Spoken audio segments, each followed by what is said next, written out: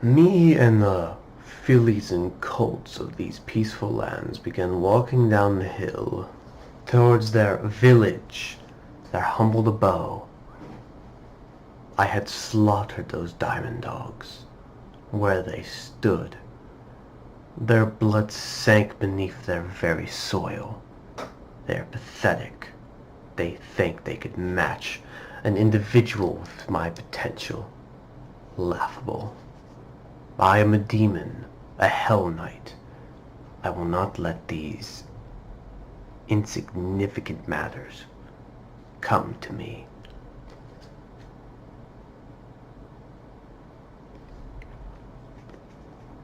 As Zane walked down with them to the village, as he was passing a few of the small farms, he got stares.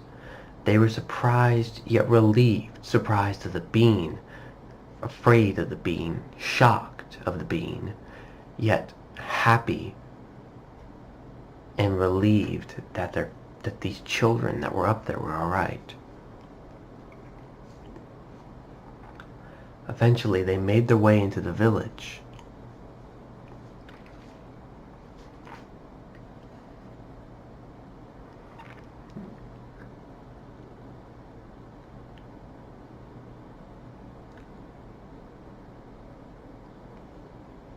Once they made their way in, he immediately detected the hostility. A couple of unicorns came forth and aimed their horns at him. They lit up. He stopped. The fillies ran to their parents that were behind the unicorns. The first unicorn in front said, "Listen here, monster. I don't know what you are. But I suggest you turn around before you get yourself hurt." Zane narrowed his eyes and said these very words. "A man of my stature comes and vanquishes the very threat that plagues your lands, that plagues and threatens the sanctity of life for your village, and you threaten your savior. You have no honor. I will leave. Not because I have to. Not because I need to, and not because I want to. I will leave for my own reasons." He turns and walks away. Before he can get far, he can tell that the colts and fillies are talking out loud enough where the unicorns can hear. And eventually, he gets about 10 to 15 feet before one of them says, "Wait!" He turns around and says, "Yes?" "So you saved these children? These fillies and colts?" He looks and says, "It is irrelevant if I had saved them. In your eyes I am a monster, and I plague. My presence plagues your very peacefulness. I bid you good day, creature." He turns and attempts to walk, but the unicorn persists and says, "I apologize for my rash action. Please, come, stay. You can stay as long as you like. A token of my gratitude and an apology." This gets Zane to smile right into his little trap. He turns and walks and says, "Of course, thank you for letting me stay."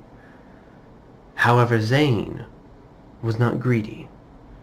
He says, "However, I will do what I can to make my keep, and before you say anything, I will not accept anything for free. That's the way Zane worked.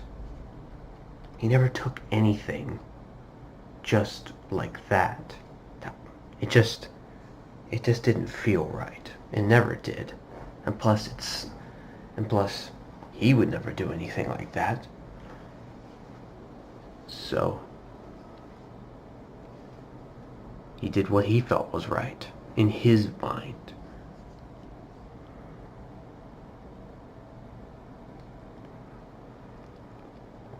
He stood there instead. As you wish. What is your name? My name is Zane. What is yours?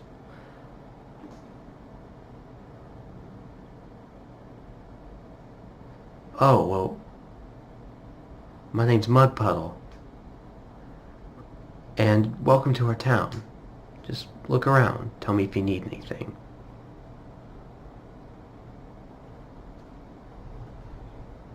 He smiled and stared at him, saying, "Why, thank you.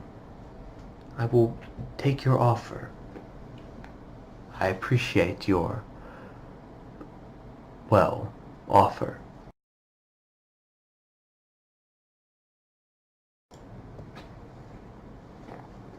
Zane looked around the village. It wasn't small. It was a medium size. "What is the name of this village here, my friend?" "Oh, the name of this village is Tronington."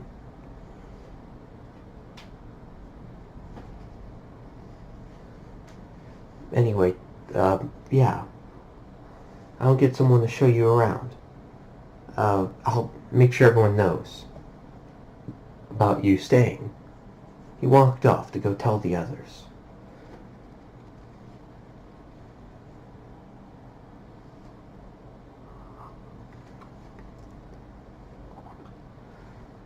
Zane stood there, but after a few minutes, he heard the sound of something swooshing. Zane raised an eyebrow, looking to his left, and got slammed by a gray blur. This blur ran into him, making him go about maybe decently 200 feet, maybe even 300. But it was far enough to send him and the flyer into the woods. After they landed, Zane stood up.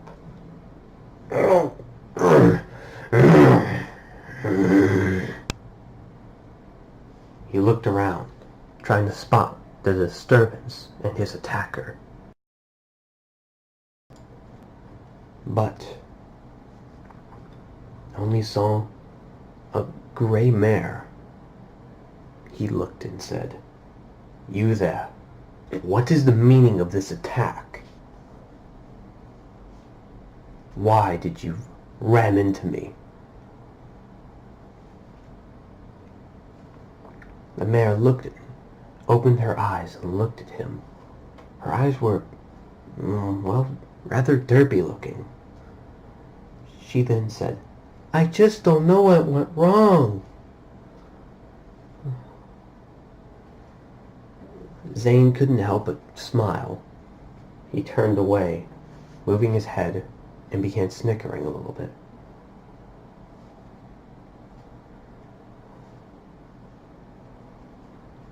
That was one of the things that he found crazy about himself, is that he found innocence adorable. And not just ignorance, no, just pure innocence. That was the one problem Zane always had. If something was pure, extremely pure and innocent, had never hurt anything intentionally, never claimed the life of another, it became a problem to slay it. He could not find it within himself to slay this thing. Sure, many people and others have rammed in him before,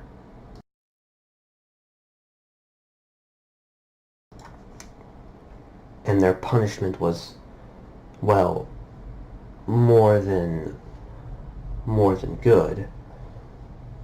However, he could not find it in himself to hurt this mare. He knelt down and decided to ask a question. "You there, miss, what is your name?" "My name?" "Yes, what is thy name?" "My name's Derpy Hooves," she said, getting in a little stance. "Well, Derpy, I am Zane. It is nice to meet you."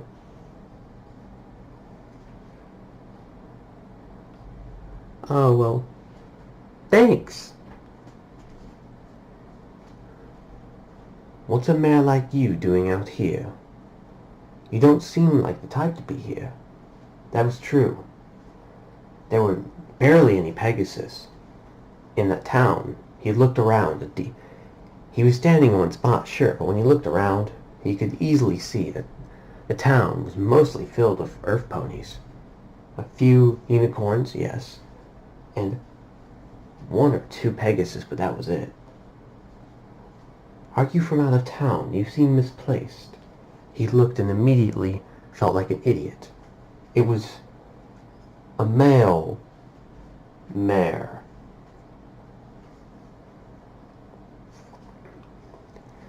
"Well, hey, how about to show you that I'm sorry?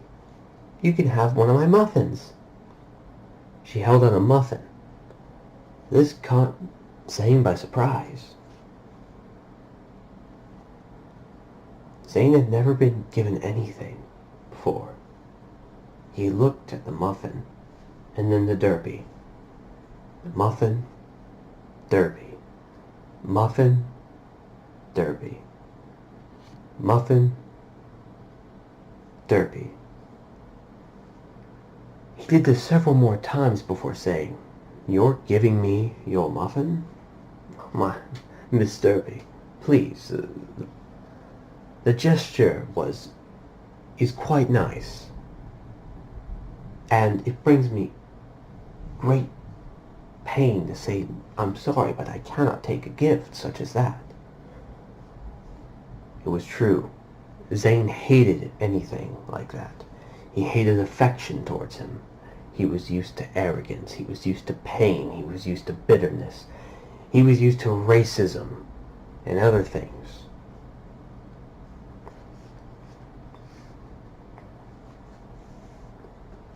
"No, it's to you to announce our friendship."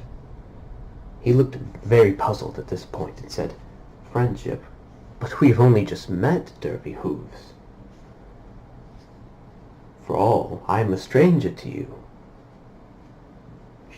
"Sure you're not, Zane.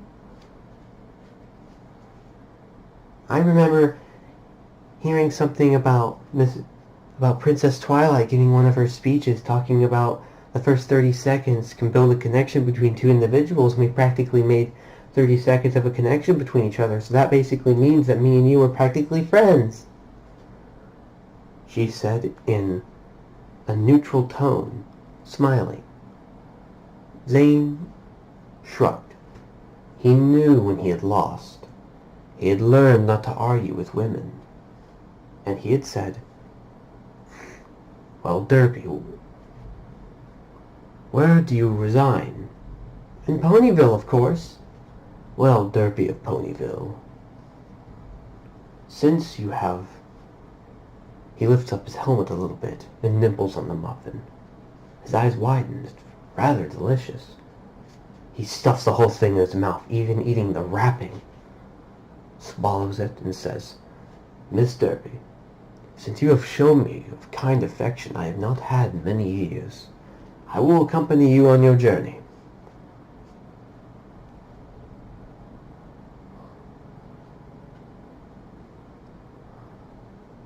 They smile, or she smiles and says, "Okie dokie." He begins trotting off, humming a song. Zane can't help but feel he fucked up. Again. I let them get close and they followed, And if they fall, I begin to go deeper into the insanity that swings around me. When he had gotten back into town, he was given a cash reward for his, coin reward for his deed. He left out the part of him slaughtering those diamond dogs. The children would basically tell the parents soon enough.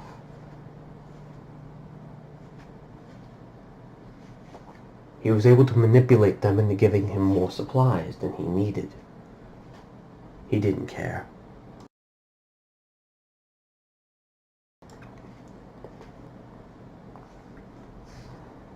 Miss Derpy, the reason I am coming with you is because I am in a land that's lost and unfamiliar to me, and I practically have nowhere to go, so I will be accompanying you onto your journey to get a better set of land, to get a deeper understanding of the individuals that plague around this world, that plague around the land of what you ponies call Equestria. Lead on. Derpy pulls out a muffin, shoves it in her mouth, and trots off. Zane walks with. It is nighttime. The fire next to them is roaring as the flames crackle. Zane sits there, still in his armor.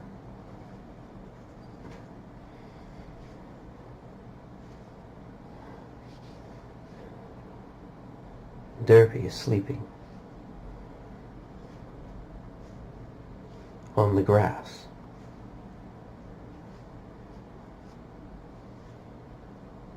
Zane stood there with his sword out. He pushed it into the ground enough where it would stay up, but enough where he could grab it without resistance. He stood there, breathing in and out.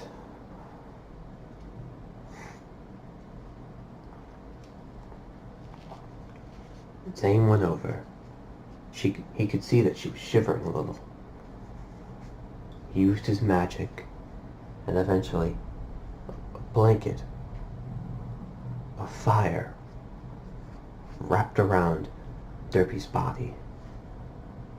Not tight, nor loose, but staying there. Fire was manipulated in order to warm an individual in these situations. That was one of the things that kept Zane alive, or for him to help others stay alive. His summoners, of course. He could be summoned, but his master and overlord would have to grant the summon. Zane could go through the cold for days without armor or clothes and remain alive for weeks based off the rage and hatred that burned in him. And the fire could not burn the individual. It was magically manipulated not to.